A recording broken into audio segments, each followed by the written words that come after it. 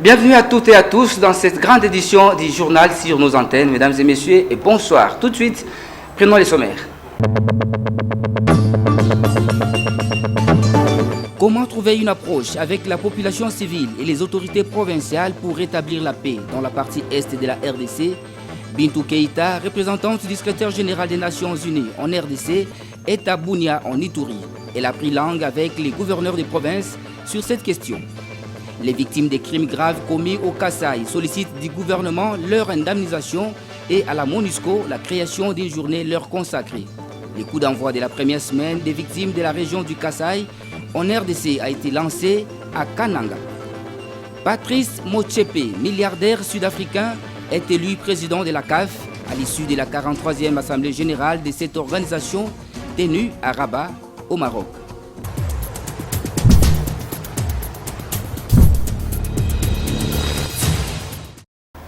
Encore une fois de plus, bienvenue. Bintou Keïta, représentante du secrétaire général des Nations Unies en République démocratique du Congo, est arrivée à Bunia les avant-midi de ce jeudi 11 mars 2021. Le numéro 1 de la MONUSCO est en Ituri pour trouver une approche avec la population civile et les autorités provinciales pour le maintien de la paix dans cette partie de la République démocratique du Congo. Au sortir de son échange avec les gouverneurs des provinces, Madame Bintou Keïta s'est confiée à la presse de Bunia. Suivez-la au micro de notre correspondant sur place, King Johnson Lusala.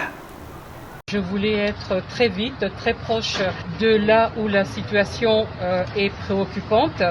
Et je viens d'avoir un entretien avec son Excellence Monsieur le Gouverneur et l'objet c'était d'échanger sur le partenariat entre la province et la MONUSCO et de faire un petit peu l'état des lieux de ce qui marche, de ce sur quoi nous devrions améliorer, continuer à améliorer, de manière à ce que véritablement on puisse trouver une sortie par rapport à l'instabilité et l'insécurité et que l'on puisse véritablement asseoir les bases d'un développement et d'un développement qui soit durable, puisque la souffrance des populations est quelque chose qui nous interpelle tous les jours. Mon message à la population, c'est que vraiment, avec la force, la volonté politique de l'État au niveau central, au niveau provincial, au niveau local, et avec la volonté d'accompagnement de tous les partenaires des Nations Unies, de la MONUSCO et des partenaires bi- et multilatéraux, il est possible de faire autrement, mais la première chose qu'il va falloir, c'est qu'il y ait une conscience qui s'installe entre tous les acteurs et qu'il y ait une décision de commencer à faire guérir les plaies pour tout un chacun, pour toutes les communautés. Minami Hiroyuki, ambassadeur du Japon en République démocratique du Congo, et Joséphine Planton, préfet des études de l'Institut technique médical Saint-Joseph de Kimbanseke, ont procédé ce vendredi 12 mars à la signature du contrat des dons relatif au projet de construction du bâtiment scolaire du dit institut. La cérémonie s'est déroulée dans la commune de la Gombe où on retrouve Patrick Aurel Mukendi et Jouzen Belebele.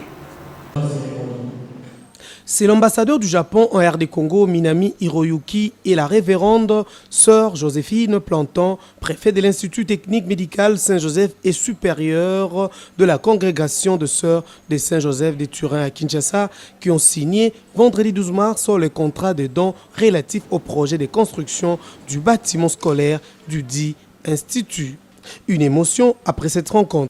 Il faut reconnaître que notre congrégation, à travers ses religieuses, a traversé des moments difficiles dans cette commune et quartiers défavorisés en train d'enseigner sous les arbres, sous les pluies et dans des conditions inhumaines. Notre objectif était et est encore d'enseigner nos jeunes dans un domaine médical, formation qui leur permettra de devenir autonomes. Comme toujours, le Japon accorde une grande importance à la formation des ressources humaines qualifiées à travers la formation professionnelle. Ce projet permettra à 140 élèves d'être formés dans un environnement éducatif sain et épanoui. Alors que jusqu'ici, les élèves utilisaient les locaux de l'hôpital et de la congrégation. Et une fois le bâtiment et les équipements livrés, l'ITM Saint-Joseph offrira un programme complet sur 4 ans pour la formation des futurs infirmiers et sages-femmes. Ainsi, 35 nouveaux personnels médicaux débuteront leur carrière dans les hôpitaux et cliniques de la communauté de Kimbanseke et ses environs. Ce projet est financé à hauteur de 90 171 $ américains dans le cadre du don non remboursable du Japon aux micro-projets locaux contribuant à la sécurité humaine dont le but est d'assurer à tous une vie digne en protégeant l'individu de toute forme de menace à cette dignité. Descente d'une forte délégation mixte FARDC, Police nationale congolaise et personnalités civiles dans le cadre de sensibiliser la population sur la paix et les retours dans leur lieu d'origine après la conquête de l'armée lors de l'offensive contre la coalition des Codeco et la milice FPIC à Mwanga, localité située à plus ou moins 15 km au nord-ouest de la ville de Bunia. Suivez ces reportages nous envoyés gracieusement par les porte-parole de FARDC en Ituri et les lieutenants Jules Ngongo. Cette délégation a été composée par le commandant secteur opérationnel Ituri, les commissaires provinciaux de la police, l'administrateur du territoire d'Irumu, le chef coutumier, chapeauté par le ministre provincial de l'Intérieur, accompagné par son collègue de l'énergie et le député. Il était question pour cette délégation de rencontrer la population civile qui a fui les affrontements entre l'armée régulière et les forces négatives, la coalition FPIC et Codeco dans la zone, et la prêcher pour qu'elle retourne au village. Un meeting a été organisé sur place à Mwanga devant un groupe de la population retrouvé sur place. Le chef de la chefferie de Baboa Bokowe, qui a été le premier à lancer un message de paix à sa population. Justement, je suis en train de gérer la chefferie, mais il y a de cela 8 mois que je ne piétine pas ce village qu'on appelle Mwanga. C'est parce qu'il y avait la présence des milices ici au niveau de Mwanga. Nous, comme autorité politico-civile de la chefferie de Babokowe, nous n'avions pas cet accès-là parce qu'il y avait l'insécurité.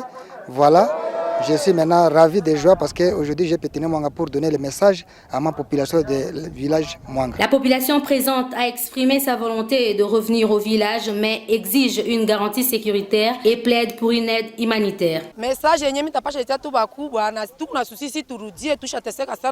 Prenant la parole devant la foule, le ministre provincial de l'Intérieur, Adio Kidi, garantit la détermination du gouvernement congolais dans la protection des civils et de leurs biens. À la population, nous avons demandé à ce qu'elle retourne immédiatement dans leurs maisons respectives parce que les FARDC, c'est-à-dire les forces armées de la République démocratique du Congo, sont là après les affrontements, garantissent déjà la sécurité dans cette région. Ce n'est pas seulement à Mwanga-Satre, mais aussi au-delà de Mwanga, parce que les opérations vont continuer et l'objectif est de voir surtout que tous les coins de Baba Boko et d'autres de la chefferie de Babelebe soient sous le contrôle des forces armées de la République démocratique du Congo. Mwanga, une localité située à une dizaine de kilomètres de la ville de Bunia, chef-lieu de la province de l'Ituri, était considéré comme un grand bastion de la milice FPIC aux environs de Bunia après 6 mois de sous-occupation par cette milice. C'est depuis le 27 février dernier que l'armée a conquis et a consolidé ces groupements où règne actuellement un climat de paix et de confiance entre la population et les forces de défense et de sécurité.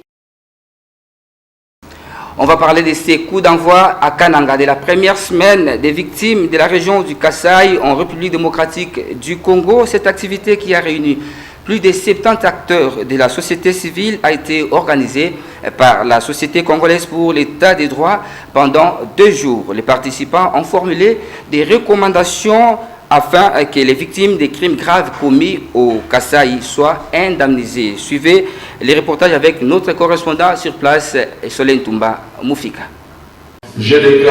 Droit à réparation des victimes des crimes de masse et lutte contre l'impunité, comment améliorer les 2 processus, tel est le thème de cette première semaine des victimes de la région du Kasaï en RDC. Miran Moulumba, président des victimes du Grand Kasaï, précise que ce forum était un moment spécial pour une bonne réparation. Et pour promouvoir la paix dans le monde, en RDC et au Kasaï en particulier, il est impérieux que toutes les victimes des événements de triste mémoire obtiennent réparation et que les prétendus criminels subissent la rigueur de la loi. Pour sa part, le représentant du chef de bureau de BCNUDH a dans son discours émis le vœu de voir l'expérience du Grand Kasaï se pérenniser comme c'est fait à l'est du pays. Cette expérience du travail de mémoire que nous allons faire ici au Kasaï est une première du genre. Et pour ce faire, l'on devra s'inspirer des expériences des autres communautés locales, notamment dans les provinces de l'Est de la RDC. Sur un ton ferme, le directeur général de la Société congolaise pour l'état des droits a saisi l'opportunité pour inviter les Kasaïens à s'approprier cette lutte afin d'obtenir l'indemnisation de ses victimes. Maître Dominique Kambala Nkongolo. Pourquoi ce forum? Pourquoi nous sommes venus? Mes chers frères et sœurs, je vous rappelle que le bilan le plus lourd des graves violations des droits de l'homme entre 2016 et 2018, c'est au mois de mars 2017. Nos femmes ont été transformées en un espace collectif de viol. Nous comptons aujourd'hui une centaine de personnes disparues, des milliers de personnes mortes. Alors pourquoi nous devons nous taire?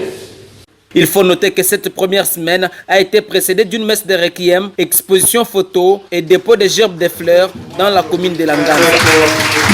Toujours dans ce chapitre, après la clôture de cette semaine des victimes, toutes les victimes de Kamwena Sapo se sont rendues au bureau de la MONUSCO Kananga. Objectif, déposer un mémorandum adressé au secrétaire général. Dans ces documents, les victimes exigent de l'ONU la création d'une journée consacrée aux victimes, à l'instar d'autres. On écoute Miran Moulamba, président des victimes, sur les propos recueillis pour vous par Solène Toumba Moufika.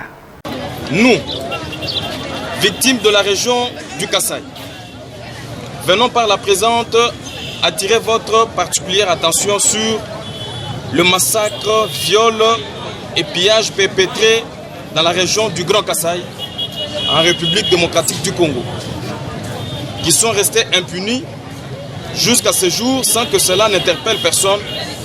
Voilà pourquoi nous vous adressons ces petites lignes en vue d'attirer votre attention. Sans vouloir vous faire la narration de faits tels que se sont déroulés dans cette partie de la République, étant donné que les services de l'ONU dont vous êtes le garant étaient déployés sur terrain au moment de la perpétration de ces actes ignobles, non pas pour intervenir mais pour observer, et que les archives que vous et nous détenons renseignent bien sur la gravité de ce qui s'est réellement passé ici dans cette partie de la République, sur le secrétaire général, nous reconnaissons certes votre bravoure, vos efforts à vouloir aider les Congolais à s'émanciper dans presque tous les domaines de la vie, même s'il est jugé d'après nous que le départ de la MONUSCO semble être prématuré pour nous. Les événements de la région du Kasaï ont fait de lourdes pertes en vies humaines, avec plus de 9000 personnes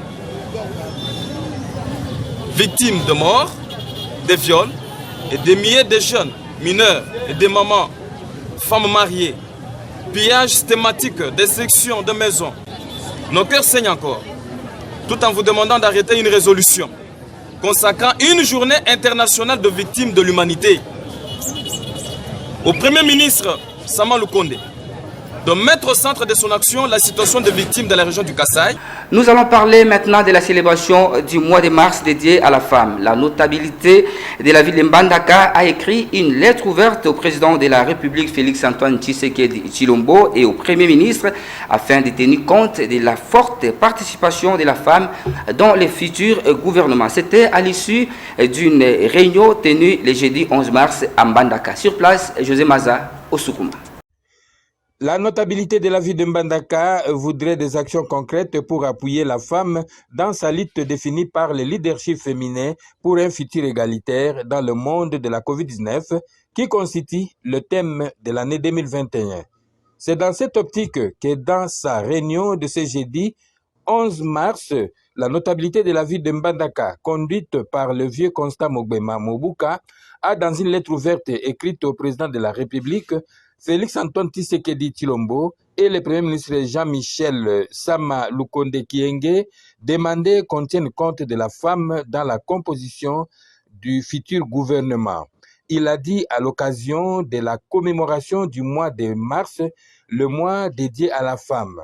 Notons que la notabilité a également demandé au Premier ministre de hâter les pas, car le pays reste bloqué à tous les niveaux, surtout sécuritaire.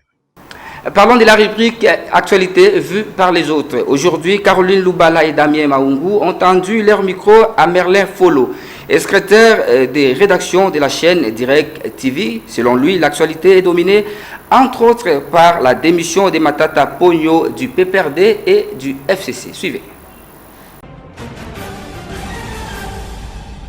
Le sénateur Matata Pogno, un ancien de FCC et du PPRD, venait de démissionner. Et la famille de Joseph Kabila ne cesse de se vider. Et d'ailleurs, la plupart des cadres, vous êtes d'accord avec moi, qu'ils ne sont plus avec Joseph Kabila. Et après sa démission, j'ai vu sur les réseaux sociaux, le PPRD a réagi vite en disant que non, le sénateur Matata Pogno avait déjà démissionné depuis 2018 parce qu'il avait déjà son parti politique et puis il avait aligné les députés sur toute l'étendue de la République démocratique du Congo et puis il a récolté 3 députés.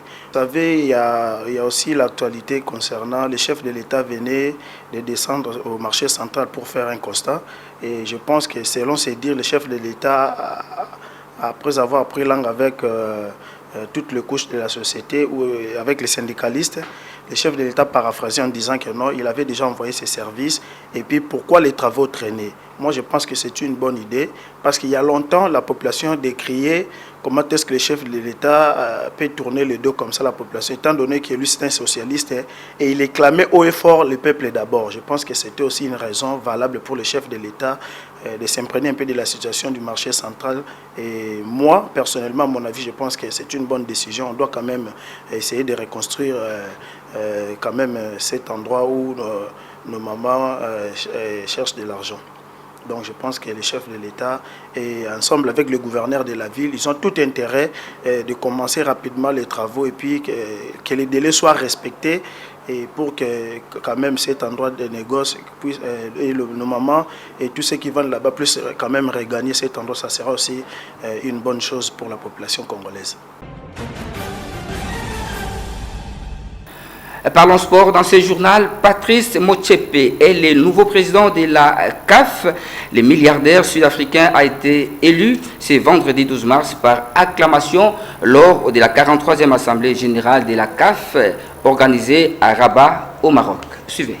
Sud-africain et milliardaire Patrice Motsepe est le nouveau président de la CAF à partir de ce vendredi 12 mars 2021. Il était le seul candidat en lice. La 43e Assemblée générale de la CAF, prévue pour élire le successeur d'Ahmad Ahmad, président sortant, s'est déroulée sans suspense ni surprise. La preuve, le milliardaire Patrice Motsepe n'avait plus de challenger. Épinglé par sa gestion, Ahmad Ahmad purge une sanction ramenée à 2 ans par le tribunal arbitral du sport TAS et ne pourra pas se présenter pour un second mandat à la tête de la CAF. Constant Omari, qui assure l'intérim d'Amat, était annoncé aussi dans le starting block et entre-temps a mis en branle son lobbying. Mais il est sous le coup d'une enquête à la Fédération internationale de football association FIFA et in fine n'a pas été autorisé à briguer un poste quel qu'il soit au conseil de la FIFA. Ce qui ouvre véritablement le boulevard à Patrice Motsepe, c'est le retrait de ses 3 plus grands adversaires, l'Ivoirien Jacques Anouma, le Sénégalais Augustin Senghor et le Mauritanien Ahmed Yahya. Alors qu'on s'acheminait vers le scrutin le plus ouvert ouvert de l'histoire de la CAF, les 3 Ouest-Africains se sont rangés derrière le Sud-Africain, officiellement dans l'intérêt supérieur du football continental. C'est une comédie, soupire un dirigeant de la CAF sous couvert d'anonymat, rapporte Olivier Plon, envoyé spécial de RFI à Rabat. Tout aurait été décidé fin février dernier lorsque les 3 Ouest-Africains suscités ont été invités pour discuter d'éventuelles convergences. Anouma, Senghor et Yaya ont été tous les 3 surpris de découvrir la présence de Motsepe. Des représentants de la FIFA étaient également présents. C'est ce qu'indiquent des sources convergentes. Aucun n'a accepté de gaieté de cœur ce compromis de Rabat, même si Senghor est censé devenir premier vice-président de la CAF, Yaya le deuxième et Anouma le conseiller spécial de Motsepe, indique le confrère de RFI. Tout semble déjà réglé en effet et l'élection du nouveau président de la CAF s'annonce comme une formalité. En effet, le président de la Fédération internationale de football association FIFA, Gianni Infantino, qui s'est rendu au dîner officiel de la CAF ce jeudi 11 mars, avec à ses côtés Patrice Motsepe, n'a pas caché sa satisfaction avant l'Assemblée générale. Il fait beau ici à Rabat et c'est certainement de bon augure pour le congrès de la CAF, s'est-il amusé à son arrivée au Maroc. C'est un congrès qui va être placé sous le signe de l'unité et du futur du football africain. L'actualité africaine en bref et en image avec nos partenaires de la Voix de l'Amérique, VOA.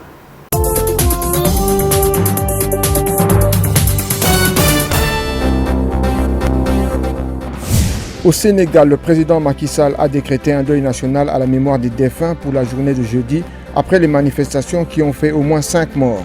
L'opposition annonce aussi une journée de deuil pour demain vendredi.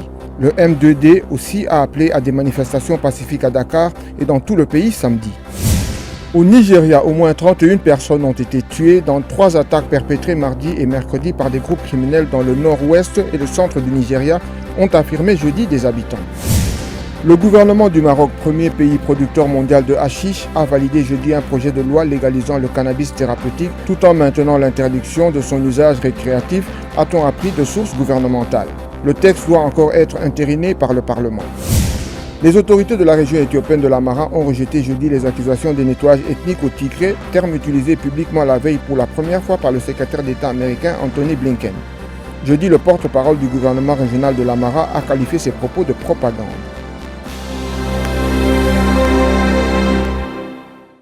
Je propose maintenant de suivre les condensés de l'actualité en international. Des lots du vaccin d'AstraZeneca retirés en Italie, en Autriche et dans 4 autres pays européens. Par mesure de précaution, la Norvège, l'Islande et le Danemark sont allés plus loin ce jeudi. Son utilisation est totalement suspendue jusqu'à nouvel ordre. Il y a toujours un risque avec les vaccins, même si les choses se passent bien au Danemark.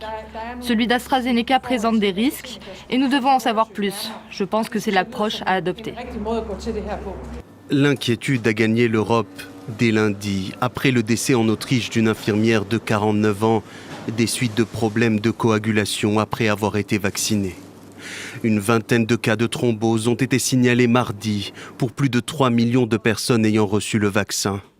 Un taux très faible selon l'Agence européenne des médicaments qui l'assure, le risque de caillots sanguins n'est pas plus élevé chez les personnes vaccinées. Alors faut-il suspendre l'administration du vaccin d'AstraZeneca? Pour cet infectiologue, le vaccin a fait ses preuves. Ils ont une suspicion, donc ils interrompent provisoirement en espérant bien pouvoir reprendre une fois que le doute sera levé. Peut-être qu'il y a quelque chose qu'on ne connaît pas et qui serait très rare et c'est important de surveiller. C'est bien, il faut être prudent, il faut appliquer les principes de précaution, mais pour l'instant, c'est un vaccin qui quand même a apporté beaucoup plus de bénéfices que d'inconvénients. Pour le laboratoire britannique à l'origine du vaccin, aucun doute sur la sécurité du produit, largement étudié lors des essais cliniques de phase 3. Pour le gouvernement de Boris Johnson, c'est à la fois un vaccin sûr et efficace. À la fois vénéré et controversé, le roi des Zoulous, Goodwill Zwelithini, est mort en Afrique du Sud à 72 ans. Ce roi, sans pouvoir mais à la parole incendiaire, exerçait une influence spirituelle sur plus de 11 millions de Zoulous, le plus important groupe ethnique du pays. Il faut savoir que les chefs traditionnels sont reconnus par la constitution sud-africaine et continuent à jouer un rôle symbolique. Il avait notamment rencontré Nelson Mandela ou encore la reine d'Angleterre.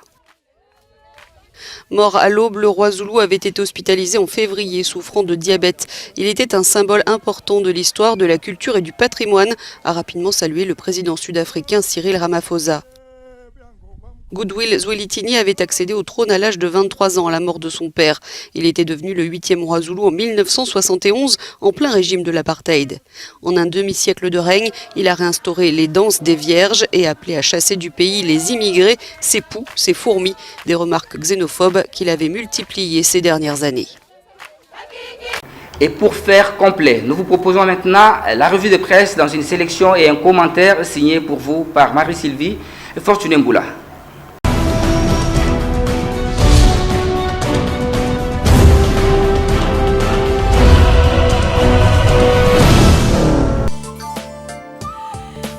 Bienvenue à cette revue de presse. Recensement de la population.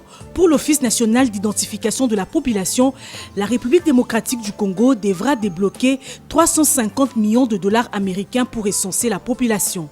Une opération qui doit se dérouler pendant 2 ans note l'avenir. Si nous commençons maintenant, au plus tard en décembre 2022, nous aurons le fichier général de la population, a déclaré le directeur général de l'ONIP, Richard Ilunga-Ntumba, sur Top Congo. Entre-temps, Marie Toumba Nzeza a lancé le cadre de concertation interministérielle sur les comités techniques spécialisés dans le cadre de la mandature de la République démocratique du Congo à la tête de l'Union africaine. La ministre d'État, ministre des Affaires étrangères, a procédé le mercredi dernier au Salon Bleu de l'immeuble du gouvernement à l'ouverture de ces cadres. Tout en appuyant la lutte contre le terrorisme, les départements d'État américains désignent maintenant l'ADF comme Daesh RDC, rapporte La Prospérité. L'organisation terroriste Daesh a pris le visage de l'ADF qui depuis des années s'adonne à la déstabilisation dans l'est du pays avec de massacres. Dans un communiqué, Mike Hammer, ambassadeur américain en RDC, affirme qu'avec cette nouvelle désignation de l'ADF, l'administration Biden appuie les efforts du président de la République Félix Tshisekedi à faire face aux groupes terroristes désormais identifiés comme Daesh RDC. Radio-Okapi.net renseigne que la représentante spéciale du secrétaire général de l'ONU en RDC, Bintou Keïta, est arrivée vendredi 12 mars à Beni, dans la province du Nord Kivu. La chef de la MONUSCO effectue une première visite dans la région depuis sa prise de fonction. Augustin Matata Ponyo Mapon, Premier ministre du 18 avril 2012 au 20 décembre 2016, a annoncé ce vendredi qu'il a quitté le PPRD, rapporte actualité.cd. Pour des raisons de convenance personnelle, j'ai déposé ma démission au PPRD et FCC. Décès de Henri Thomas Lokondo, les hommages de la classe politique congolaise se poursuivent. Henri Thomas Lokondo est né le 27 juillet 1955 dans la province de l'Équateur, dans une famille mongo. Terminé, au revoir et bon week-end chez vous.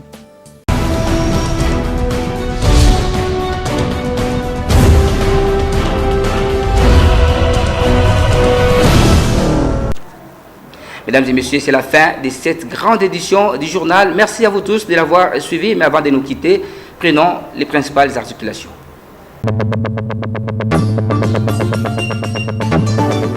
Comment trouver une approche avec la population civile et les autorités provinciales pour rétablir la paix dans la partie est de la RDC? Bintou Keïta, représentante du secrétaire général des Nations Unies en RDC, est à Bunia en Ituri. Elle a pris langue avec les gouverneurs des provinces sur cette question. Les victimes des crimes graves commis au Kasaï sollicitent du gouvernement leur indemnisation et à la MONUSCO la création d'une journée leur consacrée. Le coup d'envoi de la première semaine des victimes de la région du Kasaï en RDC a été lancé à Kananga. Patrice Motsepe, milliardaire sud-africain, est élu président de la CAF à l'issue de la 43e Assemblée générale de cette organisation tenue à Rabat, au Maroc.